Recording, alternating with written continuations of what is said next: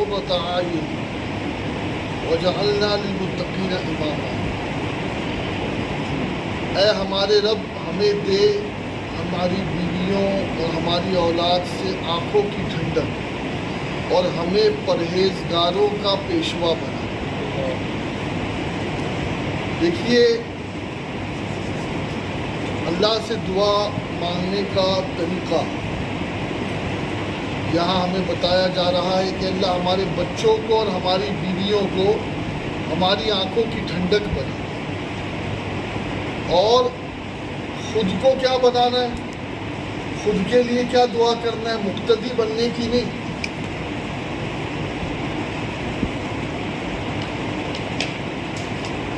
للمتقین اماما، متقین کا امام بنا۔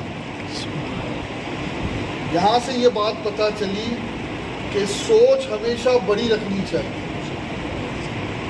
سوچ ہمیشہ بڑی رکھنی چاہیے، اور اللہ کی بارگاہ میں جب مانگے نا تو پھر بڑا سوال کرے، کیونکہ اس کی ذات بہت عظیم ہے، برتر و بالا ہے۔ آج سورہ شعراء میں ہم نے ایک بات سنی کہ جب فرعون نے جادوگروں کو حکم دیا کہ تم اپنے کرتب دکھاؤ، اور حضرت موسیٰ کے سامنے جادوگروں کو پیش کیا، تو ان جادوگروں نے اپنے کرتب دکھانے سے پہلے اجازت مانگی، اور پھر حضرت موسیٰ علیہ السلام سے اجازت لینے کے بعد انہوں نے اپنا کرتب دکھایا۔ اور کرتب کیا دکھایا کہ انہوں نے، ان کے ہاتھ میں رسیاں تھیں، بھالے تھے، جو کچھ بھی تھا وہ انہوں نے زمین پہ ڈال دیا، تو وہ سب سانپ بن گئے، اور میدان میں ہزاروں کی تعداد میں سانپ لوٹنے لگے۔ حضرت موسیٰ علیہ السلام کو اللہ نے حکم دیا کہ اے موسیٰ، آپ اپنے عصا کو جو ہے وہ ڈال دو میدان میں۔ تو حضرت موسیٰ علیہ السلام فَأَلْقَى مُوسَىٰ عَصَاهُ فَإِذَا هِيَ تَلْقَفُ مَا يَأْفِكُونَ۔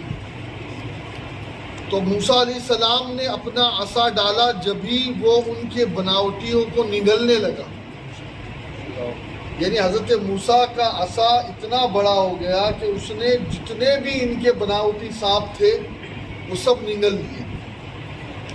اب جیسے ہی جادوگروں نے دیکھا فَأُلْقِيَ السَّحَرَةُ سَاجِدِينَ، سارے جادوگر سجدے میں گر گئے۔ قَالُوا آمَنَّا بِرَبِّ الْعَالَمِينَ رَبِّ مُوسَىٰ وَهَارُونَ، اور بولے کہ ہم ایمان لائے رب العالمین پر، جو موسیٰ کا بھی رب ہے اور ہارون کا بھی رب ہے۔ تو یہ اللہ کی قدرت ہے۔ بھائی آئے تو تھے حضرت موسیٰ علیہ السلام کا مقابلہ کرنے کے لیے، لیکن انہوں نے دین موسیٰ کو قبول کر لیا۔ سبحان اللہ۔ اب فرعون بہت بوکھلایا، اور اس نے کہا کہ تم یہ کس کی اجازت سے جو ہے اتنا بڑا کام کر لیا، اور تم نے کس طریقے سے موسیٰ علیہ السلام کو جو ہے وہ نبی مان لیا۔ تو اس نے اسی وقت ان کو سولی دی اور انہیں شہید کر دیا۔ اللہ اکبر۔ اب آپ دیکھیں نا، اللہ رب العزت جل شانہ جب کسی پہ کرم کرتا ہے تو کیسے کرم کرتا ہے؟ ایک تو ایمان بھی نصیب ہوا اور شہادت بھی نصیب ہوئی۔ سبحان اللہ۔ یہ دونوں نعمتیں انہیں نصیب ہوئی۔ اور تعجب کی بات تو یہ کہ ان لوگوں نے یہ کہا کہ اے اللہ ہماری خطا بخش دے، اور ہم موسیٰ علیہ السلام پر ایمان لانے والے پہلے مسلمان ہیں۔ اب دیکھیں ایک چیز، مفسرین ایک نقطہ بیان کرتے ہیں۔ وہ نقطہ کیا ہے کہ آخر موسیٰ علیہ السلام پر ایمان لانے کی توفیق انہیں ملی کیسے؟ ان جادوگروں کو، بھائی وہ تو مقابلے میں آئے تھے، وہ تو دشمن تھے، وہ تو اپوزٹ پارٹی سے تھے، لیکن وہ کیسے موسیٰ علیہ السلام پر ایمان لے آئے؟ تو علماء نے ایک نقطہ بیان کیا ہے، وہ یہ کہ جب انہوں نے اپنا جادوئی کرتب دکھانا شروع کیا نا، تو پہلے اجازت مانگی کہ اے موسیٰ اگر آپ اجازت دیں تو ہم دکھائیں۔ اللہ کو یہ ادب پسند آیا سبحان اللہ، کہ میرے نبی کا یہ ادب کر رہے ہیں، اور اسی ادب نے انہیں ایمان کی دولت عطا کر دی اور شہادت کی دولت عطا کر دی۔ سبحان اللہ، اور آج کلمہ پڑھنے کے بعد لوگ نبی کی بے ادبی کر کے دین سے بھی جا رہے ہیں، ایمان سے بھی جا رہے ہیں۔ اللہ کفر منکر، یہ بڑا جوش تعصب، آخر بھیڑ میں ہاتھ سے کم وقت کے ایمان گیا، اور تم پر میرے آقا کی عنایت نہ سہی، نجدیوں کلمہ پڑھانے کا بھی احسان گیا۔ آج لے ان کی پناہ، آج مدد مانگ ان سے، پھر نہ مانیں گے قیامت میں اگر مان گئے۔ تو حضور علیہ السلام کا ادب اور سارے نبیوں کا ادب ہی یہ ایمان کو جلا بخشتا ہے۔ آج سورہ شعراء میں اور بھی حضرت ابراہیم کا، حضرت لوط علیہ السلام کا ذکر آیا، اور پھر اس کے بعد سورہ نمل۔ ماشاءاللہ یہ سورت کیا کہیں، اس سورت کی شان یہ ہے سبحان اللہ کہ اللہ رب العزت نے اس سورت میں اپنے نبی حضرت سلیمان کے معجزوں کا ذکر کیا، اور حضرت سلیمان کے معجزے کیا کیا تھے پتہ ہے آپ؟ وہ پرندوں کی بولیاں جانتے تھے، سبحان اللہ، ہواؤں سے باتیں کرتے تھے، جانوروں کی بولی جانتے تھے، جنات کو اللہ نے ان کے قبضے میں کر رکھا تھا۔ اور میں یہ کہتا ہوں کہ جب سلیمان کے اختیار کا یہ عالم ہے تو میرے رسول پاک کے اختیار کا عالم ہے۔ سبحان اللہ، اور آپ دیکھیں نا، حضور کی بارگاہ میں بھی چڑیا آ کر فریاد کر رہی ہے، شہد کی مکھی آ کر فریاد کر رہی ہے، آقا علیہ السلام گوہ کی بولی جان رہے ہیں، اونٹ کی بولی جان رہے ہیں، اللہ اکبر، ہرنی کی بولی جان رہے ہیں۔ تو یہ میرے آقا علیہ السلام۔ اب دیکھیں ایک پرندہ تھا ہدہد جناب سلیمان کے دربار میں۔ ہدہد کے بارے میں یہ ملتا ہے کہ ہدہد کی نظر اتنی تیز ہوتی ہے کہ زمین تو زمین کے اندر کے معدنیات بھی وہ دیکھ لیتا ہے جی۔ اور وہ حضرت سلیمان کے پاس ہر دن نئی نئی خبریں لاتا۔ کچھ دنوں کے لیے ہدہد غائب ہو گیا۔ سلیمان نے کہا ضرور وہ کوئی نئی خبر لے کر آئے گا۔ پھر وہ اچانک نمودار ہوا آیا، تو حضرت سلیمان نے پوچھا کیا خبر ہے؟ کہا حضور میں نے شہر سبا میں ایک عورت کو حکومت کرتے دیکھا، اور اس عورت کا حال یہ ہے کہ وہ اور اس کے ماننے والے سب سورج کو سجدہ کرتے ہیں، سورج کو۔ اللہ اکبر کبیرہ۔ جیسے ہی حضرت سلیمان علیہ السلام نے یہ سنا تو آپ نے فوراً ایک خط بھیجا ملکہ بلقیس کے نام، اور انہیں ایمان کی دعوت دی، انہ من سلیمان و انہ بسم اللہ الرحمن الرحیم۔ اور پھر وہ خط گیا، پھر ملکہ بلقیس اپنے تخت تو اپنے لشکر کے ساتھ حضرت سلیمان کے دربار میں آئی۔ یہ جو سبا آج ملک سنا ہے اس کا نام، پہلے سبا تھا، آج یمن میں سنا، اور وہیں حضرت بلقیس رضی اللہ تعالی عنہا رہا کرتی تھی۔ اب جب یہ لوگ واپس آئے، کہاں آئے؟ فلسطین کے قریب۔ حضرت سلیمان علیہ السلام کے پاس جب وہ آنے لگے تو حضرت سلیمان علیہ السلام نے اپنے درباریوں سے کہا کہ کیا کوئی ایسا درباری ہے جو بلقیس کے آنے سے پہلے بلقیس کا تخت میری بارگاہ میں حاضر کرے. دیکھیے یہ جو تخت ہوتا ہے نا تخت، اس کے بارے میں آپ کو بتاؤں کہ ایک شوق ہوتا ہے بادشاہوں کا. آپ نے شاہ جہاں کے بارے میں بھی سنا ہوگا، اس نے تخت طاؤس بنایا، سنگھاسن، ہندی میں اسے سنگھاسن کہتے ہیں. تو ایک شوق ہوتا ہے کہ میں ایسا تخت بناؤں اور اس پر بیٹھوں کہ کوئی اور ویسا تخت نہ بنا سکے.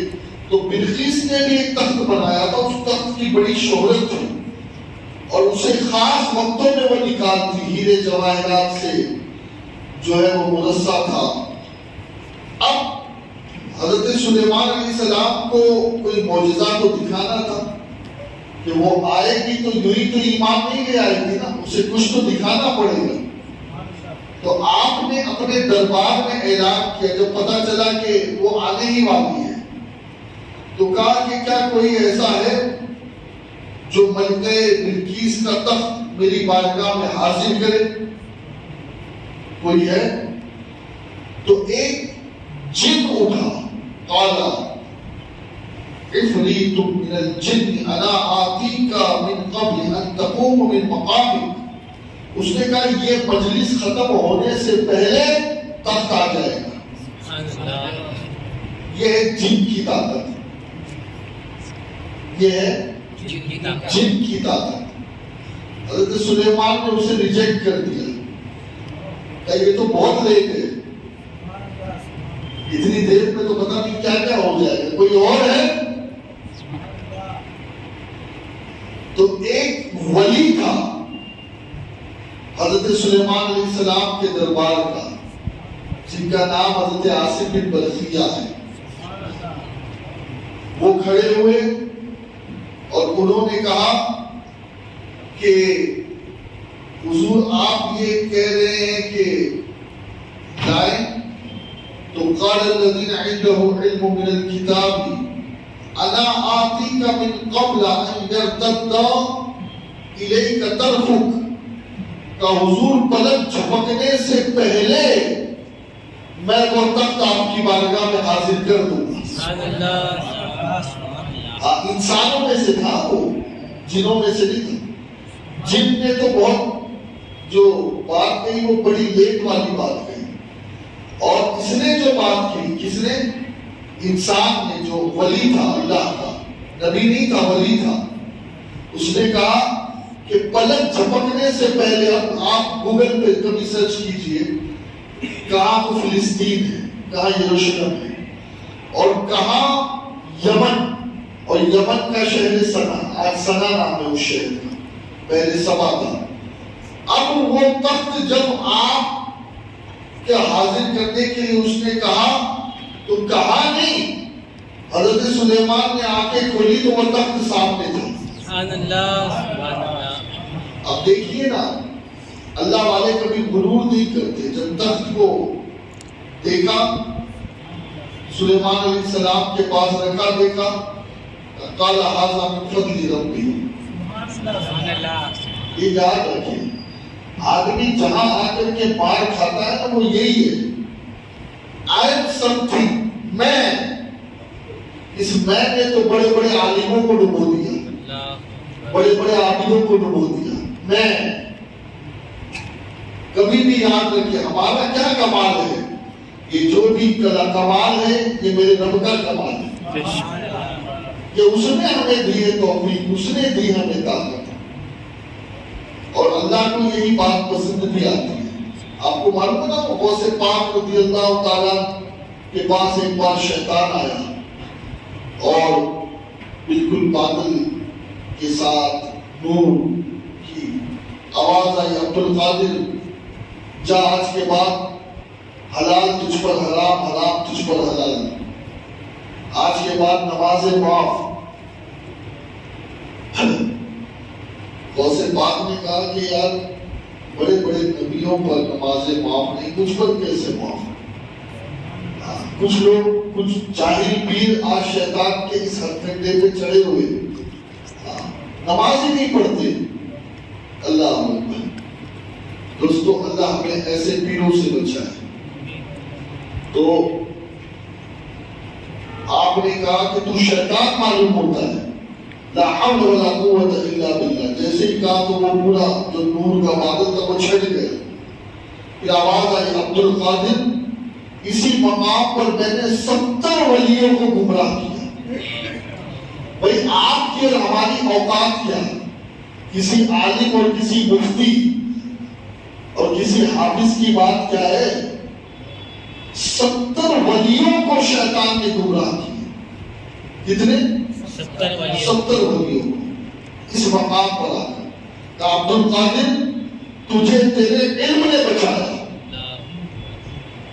غوث پاک نے فرمایا ظالم اب بھی مجھے گمراہ کرنا چاہتا ہے. مجھے میرے علم نے نہیں, مجھے میرے رب کے فضل نے بچایا. کیونکہ اگر وہ علم کی طرف چلے جاتے تو پھر وہی غرور والی بات آ جاتی. علم غرور پیدا کرتا ہے, گھمنڈ پیدا کرتا ہے. علم نے اچھے اچھے عالموں کو پکڑ دیا.